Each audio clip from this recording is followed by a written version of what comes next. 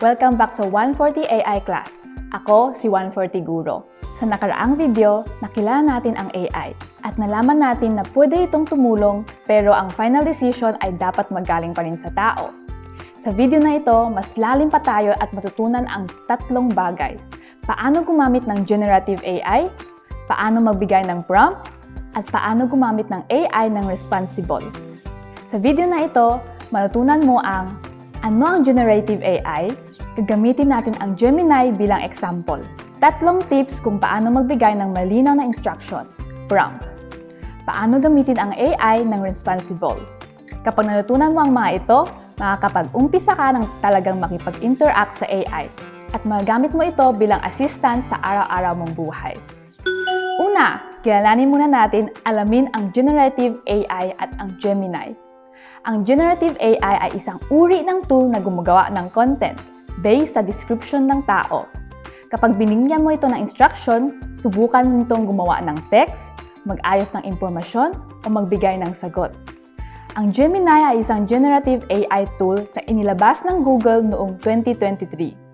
Isa itong chat-type AI, kaya pwede mo itong kausapin gamit ang text, parang nagme-message ka lang. Pero may isang napakahalagang punto dito. Kailangan natin ng generative AI ng malinaw na instructions mula sa tao. Maaari mong isipin ang paggamit ng Gemini parang pag-order sa restaurant. Kung sinabi mo lang na, gusto ko ng isang bowl ng noodles, ang lalabas na resulta mula sa AI baka posibleng magkaiba sa iniisip mo. Pero kung mas malinaw ang sasabihin mo tulad ng, pahingi po ng isang spaghetti, mas magiging malapit sa totoong gusto mo ang ibibigay ng AI. Kaya kung mas malinaw ang magsabi sa AI, mas madaling makakatulong ang AI. Pero may isang mahalagang paalala, hindi real-time na updated ang kaalaman ng generative AI. Ang Gemini ay parang encyclopedia na nag-publish 3 years ago. Hindi nito alam ang mga nangyari pagkatapos nito. Susunod, aaralin natin ang tatlong tips kung paano maayos na makipag-usap at magbigay ng instructions sa AI. Tip 1. Gumamit ng malinaw na verbs. Sabihin mo sa AI kung ano mismo ang gusto mong gawin nito. Halimbawa, mag-translate, mag-summarize, magsulat ng message, mag-compare ng options. Kung mas malinaw ang verb, mas useful ang sagot. Halimbawa, kung sasabihin mo lang, tignan mo nga itong text, hindi alam ng AI kung gusto mo bang i-translate, i-edit, o i-summarize.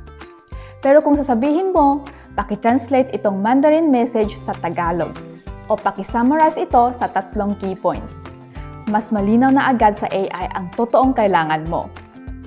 Tip 2. Magbigay ng background information. Hindi marunong magbasa ng isip ang Gemini. Umaasa lang ito sa impormasyong binibigay mo. Sabihin mo kung sino ka, ano ang gusto mong gawin, ano ang goal mo. Kung mas malinaw ang background, mas kaunti ang misunderstanding. Halimbawa, kung sasabihin mo lang, tulungan mo ako gumawa ng leave message, posibleng hindi bagay sa trabaho mo ang lalabas. Pero kung sabihin mo, isa akong foreign caregiver, magme-message ako sa employer para mag-leave ng isang araw. Pakitulungan mo po ako gumawa ng simple at mas polite na Mandarin message. Mas akma na sa totoong sitwasyon mo ang ibibigay ng AI. Tip 3. Hatiin ang malaking task sa maliliit. Kapag komplikado ang gawain, huwag sabay-sabay ibigay sa AI. Mas okay na hatiin ito sa maliliit na steps para mas kaunti ang error. Halimbawa, kung sasabihin mo, tulungan mo akong maghanda ng job application, masyado itong malaki at hindi alam ng AI kung saan magsisimula. Mas magandang gawin ay hatiin ito sa steps. Una mong sabihin, tulungan niyo kong ayusin ang work experience ko at gawing Mandarin resume. Pagkatapos nito, saka mo sabihin, based sa resume na ito, pakigawa ng isang self-introduction. Step by step, mas madali para sa AI at para sa iyo. Isang paalala, kailangan ng practice kapag gumagamit ng Gemini, hindi agad perpekto ang lalabas sa unang subok. Sa huli, pag-usapan natin ang napakahalagang bagay. Paano gamitin ang AI na responsible? Ang data ng AI ay galing sa dating human content, kaya posibleng may stereotype o mali. Kailangan i-check ang source at kung updated ang impormasyon. Kaya pwede magbigay ng suggestion ang AI, pero tao pa rin ang magdi-decide kung tama at pwede gamitin ang content.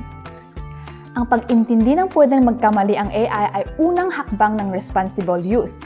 At hindi rin dapat gamitin ang AI para sa personal at private information tulad ng ARC number, address, email, phone number, credit card, bank account, ID photos, at mga contracts.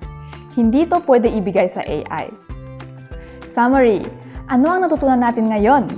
Ngayon, natutunan natin ang 3 pangunahing punto. Una, nakilala natin ang generative AI at nalaman ng Gemini ay chat-type AI. Ikalawa, natutunan natin ang 3 instruction tips para mas makatulong ang AI. Ikatlo, ang AI ay isang tool, hindi decision maker, kaya tao pa rin ang may final decision. Sa mga susunod na video, actual na ipapakita namin kung paano gamitin ang AI para sa language, buhay at trabaho, para mas maging tunay na assistant mo ito. Bago matapos ang video, may homework tayo. I-download o buksan ang Gemini, mag-login, gamitin ang Google account at subukan mo talaga. Sa loob ng 1 linggo, bago matulog, maglaan ng 10 minutes bawat araw. Pumili ng isang work message na i-reply mo sa employer o sa coworker mo. Buksan ang Gemini at ipagawa sa AI na gawing mas malinaw, maayos at polite na Mandarin message. Kung pakiramdam mo ang message na ginawa ng AI ay hindi style mo, pwede mo itong ipabago ulit hanggang makita mo ang style na komportable ka. Kapag nagtatanong ka, sabihin ng malinaw, sino ka, ano ang gusto mong gawin ng AI, at ano ang mga final goal mo. Ang mahalaga ay hindi perpekto sa unang try, kundi talagang gamitin mo ito para maging practical na tool sa buhay mo. Hanggang dito na lang ang video ngayon. 140 AI class, see you next time! Bye!